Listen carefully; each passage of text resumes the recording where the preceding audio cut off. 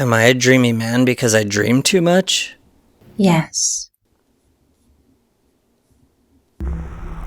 For pretty much all of recorded human history, there have always been accounts of strange lights and shapes in the sky, often traveling at impossible speeds and moving in unnatural ways. In the past, these incidents were often attributed to the supernatural, rather than extraterrestrial beings from another planet or galaxy. The concept of aliens visiting Earth from somewhere else in our galaxy or the universe didn't really take hold until more recent years with the advent of technology and the popularizing of science fiction. Needless to say, it's understandable that ancient peoples would be inclined to attribute these strange sightings to supernatural beings and powers. After all, it is easier to comprehend something, and it becomes less frightening when it can be labeled with an existing idea or understanding, as opposed to it being truly unknown. There are plenty of scary stories, terrifying situations, monstrous animals, and evil people out there in the world. But the one thing people generally fear above all else is the unknown, and for good reason too. Your mind can adapt and develop instinctive reactions to keep you safe from predators and all manner of dangerous situations.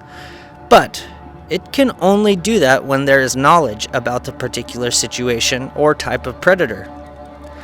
When faced with the truly unknown, the mind has no recourse, predictions, or defenses that can be mustered in preparation to keep you safe. As technology has exponentially progressed, however, that same unknown has also become exponentially smaller due to more and more secrets of the universe being revealed by science, mathematics, and technological advancement.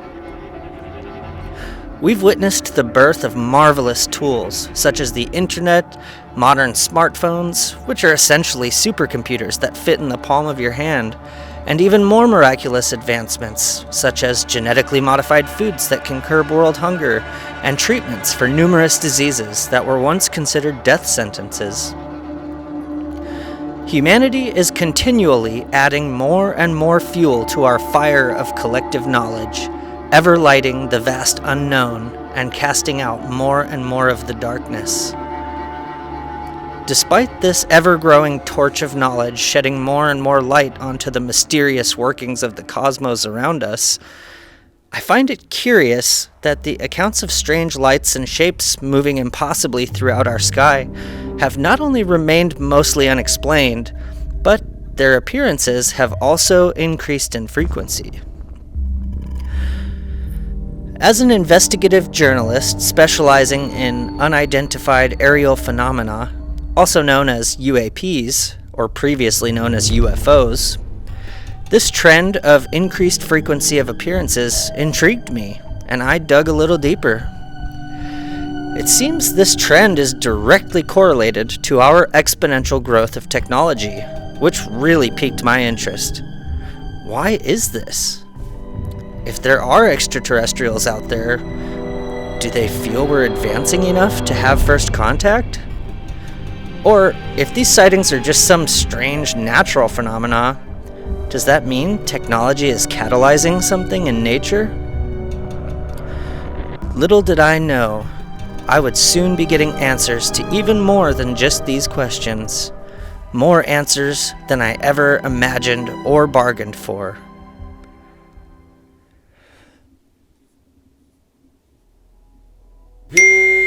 My phone chirped on the nightstand next to me as I was lying in bed, making me slightly raise one eyelid and mumble a The bright beam of sunlight peeking through the curtains that covered my bedroom window told me that I had apparently slept through my alarm. Ah, shit! I shouted, ripping the covers off of me and sitting up, then grabbing my phone to read the notification and check the time. My eyes were still a bit blurry from sleep, so I rubbed my eyes as I unlocked my phone and opened the text I had received from my trusted source, nicknamed Tracy, in my contacts. I didn't know Tracy's real name, Hell, I didn't even know if Tracy was a man or a woman. But what I did know is that Tracy was incredibly good at tracing and tracking down the most recent UAP hotspots, witnesses, and even supposed abductees. Hence the nickname Tracy in my phone. During one of my previous investigations, I had stumbled across Tracy in an online forum about UAPs. And after a long and heated discussion that left us both feeling impressed with each other's depth and breadth of knowledge on the subject, we exchanged contact info and have been in touch ever since. Realizing who the text was from, I immediately felt the sleepiness wash away as I eagerly read the text message. Mitch, got something interesting for you. Text me as soon as you get this and I'll have my partner call you with the details. Yes! I shouted to myself, jumping up and frantically looking for a clean t-shirt and socks, then running into the kitchen to start my electric kettle and pour some instant coffee in my mug. Tracy's message had me overflowing with excitement, because this means I could potentially have a lead on a new story I could publish. And admittedly, I was running pretty low on cash. Journalism is an incredibly difficult industry to get into, and to get a lucrative position as a journalist for a well-known company is exponentially more difficult than that. Now, combine that fact with the fact that I specialize specifically in UAPs and extraterrestrials, and you've got yourself a formula that equates to being able to afford a cheap studio apartment in a bad part of town, an old beater car with nearly bald tires and a cracked windshield, and of course, a steady diet of ramen packs and cheap instant coffee. With the water starting to boil in the kettle, and the foil seasoning packet clenched between my teeth from the instant ramen I had just opened, I crunched the dry noodles into a bowl, then ripped the seasoning packet with my teeth and sprinkled it all over them. Tossing the empty seasoning packet over my shoulder, I quickly tapped out my response to Tracy and then poured the water into my ramen and instant coffee. I carefully hurried over to my beanbag chair and plastic folding table, set down the noodles and coffee, then plopped down just as my phone began to ring with a knockoff X-Files themed ringtone. Yo, what you got for me? I asked excitedly, taking a bite of chicken-flavored ramen and slurping down some coffee, then grimaced at the weird combination of flavors. Dude, are you eating ramen and drinking coffee again? I can hear you slurping it down. That's so gross. Tracy's partner Dave asked, while also laughing. Well, I'm fresh out of filet mignon, and my espresso machine is in the shop, so I gotta make do somehow, right? I retorted, chuckling, but also slightly turning red in the cheeks from embarrassment. Sure, dude. Anyway, what do you know about drug trials? Tracy might have an opportunity for you if you're interested, Dave asked. With a spoonful of noodles halfway to my mouth, I paused and said, Are you serious? What does this have to do with UAPs and aliens? I was thinking you had a new lead for me. Oh, you can be sure that this is a huge opportunity that I think you'll want to take advantage of. Let me ask you this instead. What do you know about remote viewing, psychic abilities, and telepathy? Hearing that, my ears perked up, and I sat a little straighter in my beanbag chair. Well, I know enough to tell you that you've got my attention now. Spill the beans, Dave. Where are you going with this? I thought that might pique your interest. Well, check it out. Tracy found out about this super secret drug trial. It's not a normal drug trial, though. I mean, obviously, since it's super secret. I don't know much, but I know they want to test some new drug that's supposed to enhance and focus your perception. And I know that Tracy can get you in. I sat there for a moment in silence, contemplating what Dave was telling me. But then I responded with, So, what's the compensation? While a free acid trip with some new kind of LSD sounds interesting, I've got some money to make, man. Don't drug trials usually pay a few grand or something? Dave chuckled with a knowing laugh and said, "That's the best part. They're offering $1.5 million in compensation. Think of how much ramen and instant coffee you could buy with that much money, dude." But seriously, that's really what they're offering for compensation. Come on, man. Be real. Don't mess with me like that, I said, shaking my head in disappointment, thinking that Dave was pulling some prank on me. Although, neither Dave nor Tracy had ever pulled any kind of prank on me. So maybe... Mitch, I'm not joking. Tracy has some connections, and apparently this group is looking for reputable people who also happen to know a lot about UAPs, aliens, and paranormal stuff. They're probably not going to wait on Tracy to respond for long, though. So, are you interested or what? I took a deep breath, thinking that it couldn't hurt to at least find out a little more, and said, "All right, yeah, sure. Give me the details."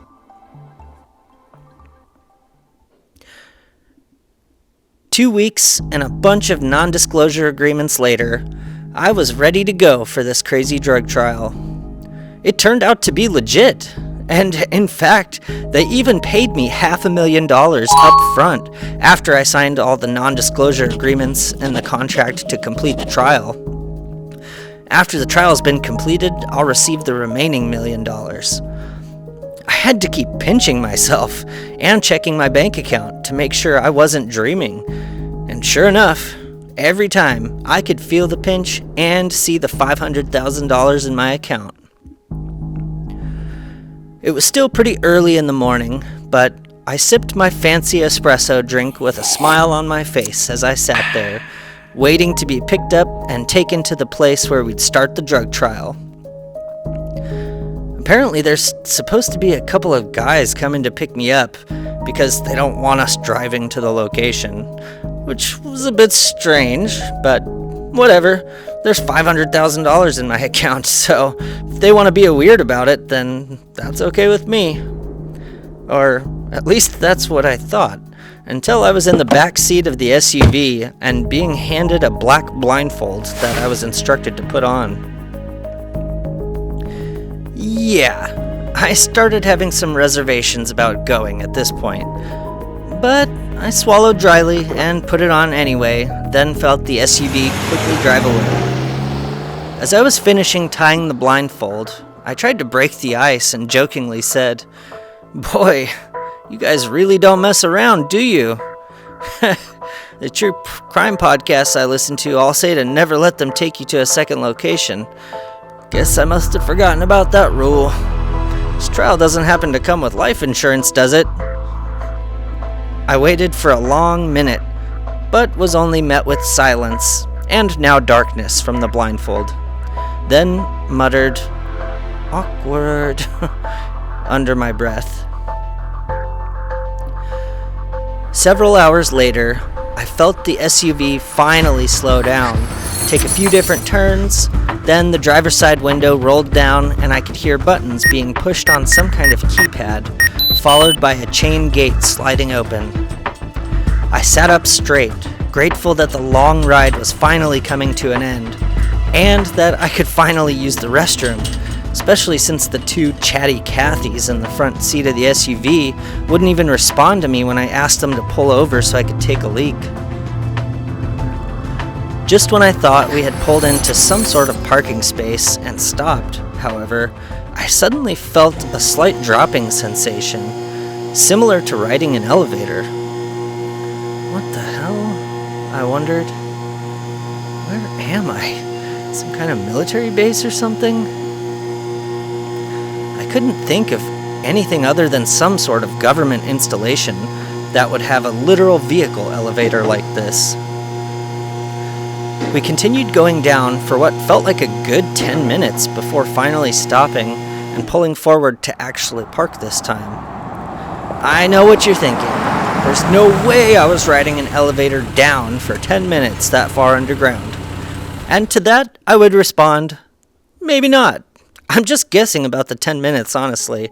But I felt my ears pop from the pressure change 5 separate times, and it was painful, so we're pretty far underground.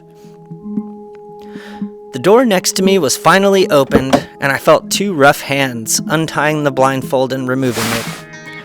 I seemed to be in some sort of underground parking area, like a concrete parking garage with white fluorescent lights, and there was a big red metal door with black and yellow caution stripes painted around it on the concrete framing it.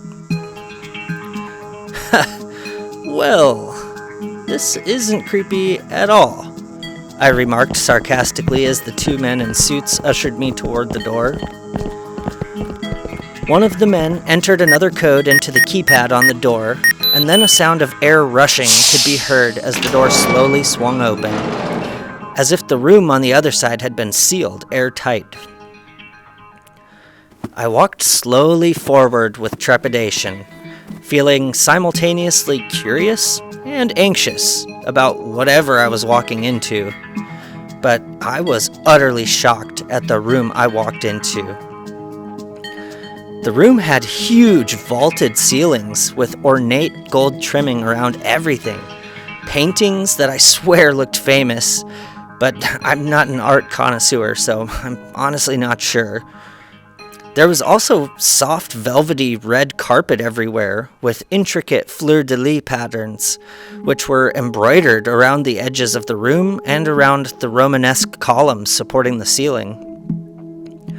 I could even see a beautiful chandelier hanging from the central part of the ceiling, making the light from the bulbs sparkle through the crystals, like sunlight being reflected off of thousands of small waves on the ocean during midday. My mouth was hanging open as I looked around the most beautiful room I had ever been in, when a man with salt and pepper hair and a full-face beard walked up to me with his hand extended. Hi, I'm the host. Please feel free to refer to me as the host, or doctor. You must be Mitchell, or do you prefer Mitch? I shook his hand and responded with, yeah, either's fine, honestly. Most people just call me Mitch, though. It's easier. Nice to meet you, Dr. I trailed off, hoping he would give me his last name, or even a fake name to refer to him by, but no such luck. Doctor it is, then, I thought to myself. He continued, Nice to meet you, Mitch. I'm the doctor that's in charge of the trial you'll be participating in, although your interactions with me will likely be minimal. There are 5 other doctors here that will be handling all of the diagnostics and testing procedures a majority of the time, but I'll be guiding and supervising. Please, follow me.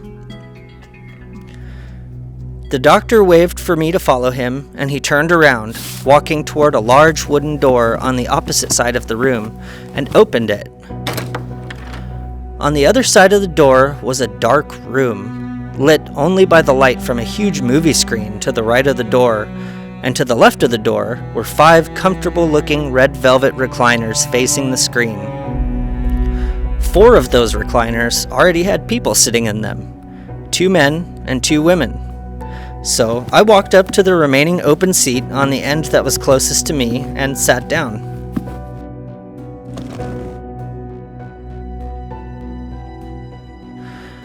The man I was sitting next to leaned over and stuck out his hand, and he introduced himself. Hey, nice to meet you. I'm Dennis. This is weird as hell, right? He nervously chuckled. I laughed with a nervous chuckle of my own as I shook his hand and responded, Yeah, weird as hell just barely begins to describe how weird this whole situation is. I'm Mitch. Nice to meet you, Dennis. I leaned forward and gave a quick wave to the 2 women in the middle and the other man at the last seat at the end of the row. The doctor walked in front of the movie screen, clapped his hands together, and said, Welcome, participants. You are about to embark on a journey that will change humanity as we know it. Thank you for kindly accepting the invitation to this drug trial and being willing to make history. You will remain here in the bunker for the next 21 days. The time you'll spend here in the bunker will consist of diagnostics, monitoring your health and psychology, performing tests, and administering psychological conditioning to the drug, and more. After your 21 days have been successfully completed, the trial is not over yet, but you will be allowed to go back to your home and to your daily lives. The only difference will then be your continued participation in carrying out assigned tasks and reporting your observations daily. Every morning, we'll have you exercise with the equipment in the gym, eat breakfast, shower and get cleaned up, then receive your dose of the drug in the lab before all meeting here in this theater again. This theater is where much of the psychological conditioning will occur. Please take the rest of the day today to get acquainted with the facility, with each other, and with your private rooms. With that, the doctor clicked a button on a remote control he had pulled out from the inside pocket of his suit jacket, and a video of instructions began playing on the screen. It showed a detailed map of where each of our rooms were located, the lab, the gym, the theater, the kitchen, and the dining room. The video also went over the fact that we would have access to the internet here. However, given the highly secretive nature of this trial and the non-disclosure agreements we signed, all outbound communication would be monitored, intercepted, and screened before allowing the messages to leave the facility. As the video continued, it displayed different legal notices, some of which struck me as odd for a drug trial, whether it was secretive or not. One of those odd things I noticed was the repercussions, which stated that failing to follow the rules and remaining silent about what's happening here included a minimum 50-year prison sentence. Additionally, there were credits at the end, but not of who made the video.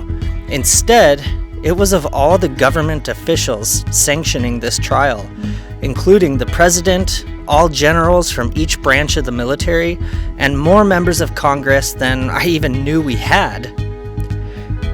Finally, once the video finished, we were dismissed to our rooms. As I made my way to my room, I felt a strange sense of foreboding come over me, and I immediately thought to myself, oh man, what the hell did I get myself into here?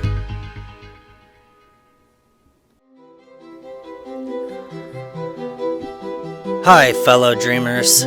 Thanks for listening and joining the Dreamy Man on his journey through this dream. Please do him a favor by liking and subscribing with that little notification bell so you'll be notified every time he falls asleep and starts dreaming again. See you next time, and may all of your dreams come true.